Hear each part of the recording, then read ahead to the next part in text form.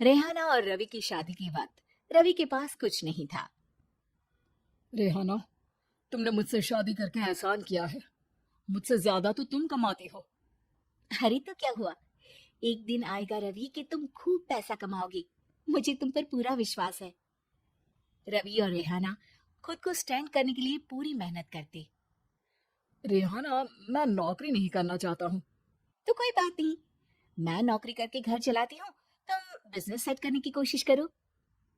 एक दिन रेहाना, तुम जानती हो, मैंने जो विज्ञापन बनाने वाली कंपनी खोली थी ना, उसे बड़ी ब्रांड का ऑफर आया है। अब हम लोगों के दिन प्यारे न्यारे हो गए हैं। मैं जानती थी रवि कि एक दिन तुम सेटल हो जाओगे। रवि का काम अच्छा चल जाता है। एक दिन वो रेहाना से कहता है, रेहाना, अब हम लोगों का बच्चा भी हो गया है। बहुत छोटा है वो। उसका ख्याल कैसे रखेंगे हम? कैसे क्या, मैं गांव से माँ को लेकर आ जाती हूँ। नौकरी से हाफ डे ले लिया करूंगी। अभी तो वो छोटा है, स्कूल जाने तक मैं मैनेज कर लूंगी। देखो रेहाना, मैं अब अच्छा कमा रहा हूँ। तुमको नौकरी करके परेशान होने की कोई जरूरत नहीं है। अरे कैसी बात कर रहे हैं, मैं अपनी लगी लगाई नौकरी कैसे छोड़ दूं?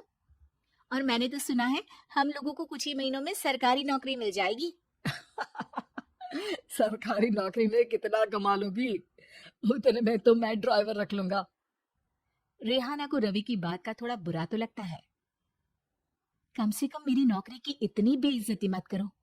भूल गए, इसी नौकरी के बदौलत तुमने अपना बिजनेस खड़ा किया है। अरे वो तो मैं किसी के भरोसे भी कर लेता। देखो, अपने बच्चे को संभालो, घर का काम करो। अब बाहर जाती तुम अच्छी नहीं लगती हो। रेहाना रवि के कहने पर नौकरी तो छोड़ देती है, लेकिन अब बड़े से घर में उसकी कीमत किसी नौकर से कम नहीं होती। एक दिन रवि का दोस्त आता है। भाभी, हम लोग तो आपको तब से जानते हैं जब से आप लोग शादी होकर इस शहर में आए थे। आपकी बदौलत ही सारा बिजनेस खड़ा हुआ है। ये किस्मत तो आप ही की है भाभी। हाँ हाँ भाई, हमारी मेहनत तो कुछ है ही नहीं। अरे होगी, लेकिन भाभी की किस्मत के आगे कुछ नहीं। दोस्त वहां से चला जाता है, लेकिन रवि का गुस्सा सातवें आसमान में होता है। देखा कैसे बोल रहा था? अरे बिल्कुल अच्छा आदमी नहीं है ये। कैसी बात कर रहे हैं आप? प्रशांत भैया तो बहुत अच्छी इंसान है रवि। कैसे उन्होंने हमारे मुश्किल वक्त में हमारा साथ दिया था। अरे था पैसा तो साथ दिया, नहीं तो कौन पूछता है? रवि का व्यवहार पैसा आते ही अलग हो गया। वो बंदे को बंदा नहीं समझता। घमंड से घिरे रवि ने तो एक दिन हद ही कर दी। रेहाना, मैं अब तुम्हारे साथ नहीं रह सकता हूँ। क्या? क्या बकवास कर रहे हो रवि? क्या कहना चाहते हो? और क्यों नहीं रह सकते तुम मेरे साथ? देखो, मुझे कोई और पसंद है, और उसने साथ रहने पर बस यही शर्त रखी है कि मुझे तुम्हें तलाक देना होगा। रेहाना, जो कि एक स्वावलंबी महिला थी, उसने बिना देर किए रवि को कह दिया, कोई इश्यू नहीं, मुझे पैकिंग में 4 दिन का वक्त लगेगा, लेकिन तब तक मैं तुम्हारे साथ नहीं रहूंगी। 4 दिन के लिए तुम कहीं और शिफ्ट हो जाओ, मैं घर से निकलूंगी तो बता दूंगी। रवि घर छोड़कर चला जाता है। रेहाना को दुख होता है, वो रोती है, लेकिन व्यवहार से स्ट्रांग रेहाना को पति के वापस आने का और उसे सबक सिखाने का पूरा भरोसा था। फिर एक दिन, अरे शुशिका, कब शादी करोगे तुम मुझसे? यार मैंने तो सोचा था तुम शादी से पहले मुझे विदेश लेकर जाओगी, महंगी कार दिलाओगी। अरे सब दिला दूंगा, लेकिन पहले मुझसे शादी तो कर लो। हाँ हाँ, क्यों नहीं। मैं कुछ दिनों के लिए अपने मम्मी पापा के पास जा रही हूँ और लोगों से अपनी शादी की बात करूंगी। अरे शुशिका, कैसे रहूंगा मैं तुम्हारे बिना? अब तो शादी ही होने वाली है हम लोगों की। शुशिका रवि को छोड़कर चली जाती है। रवि घर आता है, जहां रेहाना को ना पाकर उसे सब अजीब लगता है। घर तो रेहाना के बिना कुछ नहीं है। बच्चे की याद भी आ रही है। चलो एक वीडियो कॉल कर लेता हूँ। रवि रेहाना को वीडियो कॉल करता है, लेकिन रेहाना फोन नहीं उठाती। रात को सोते वक्त मन कर रहा है मुन्ने को गले लगा लूं। चलो कोई ना, शुशिका से शादी के बाद मेरे और भी बच्चे होंगे। अगले दिन रवि ऑफिस जाता है, जहां टीना खड़ी होती है। सर, आपने अपने नए ऐड के लिए मॉडल की रिक्वायरमेंट डाली थी ना, मैं उसी के लिए आई हूँ। रवि टीना को देखकर खुश हो जाता है। अब शादी हो गई है तुम्हारी?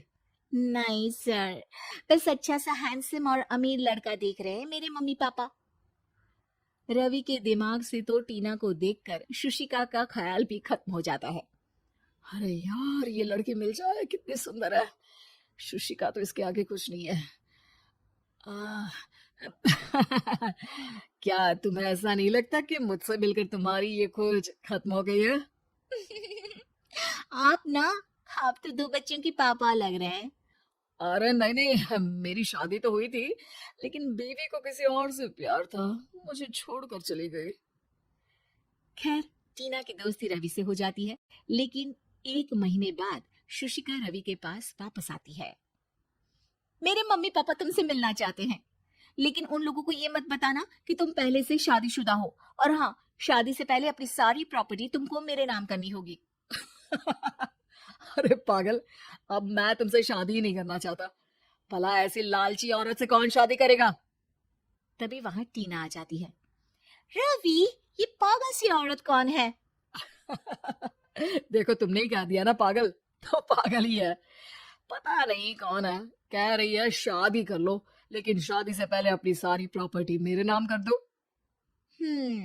बोल तो सही रही है। वैसे तुम जानते हो, मेरी एक सहेली है, उसके पति ने उसे पैसा आते ही छोड़ दिया, जबकि उसको खड़ा करने वाली ही मेरी सहेली थी। और मुझे भी भरोसा नहीं है। अगर मैं भी तुमसे शादी करूंगी तो तभी, जब तुम मेरे नाम अपनी सारी प्रॉपर्टी कर दोगी। अरे हाँ हाँ, क्यों नहीं, बिल्कुल कर दूंगा। रवि और टीना की शादी की तारीख तय हो जाती है। वो अपनी सारी प्रॉपर्टी के कागज लेकर शादी वाली जगह पर पहुंचते हैं, लेकिन वहां टीना आती नहीं। रवि टीना को मैसेज करता है। कहाँ हो? सॉरी, मैं तुमसे शादी नहीं कर सकती, मुझे तुमसे भी ज्यादा पैसे वाला मिल गया। रवि को गुस्सा आ जाता है। वो गुस्से से सारा डेकोरेशन तोड़ रहा होता है कि वहां रेहाना आ जाती है। सर, क्या हो गया? क्या डेकोरेशन पसंद नहीं आई आपको? अ, तुम तुम यहाँ क्या कर रही हो? मैं यहाँ की डेकोरेटर हूँ। क्या आपको पसंद नहीं आई यहाँ की सजावट? रवि दौड़कर रेहाना के गले लग जाता है। मुझे माफ कर दो रेहाना। रवि रेहाना के गले लग जाता है और रेहाना टीना को थैंक्स का मैसेज करती है।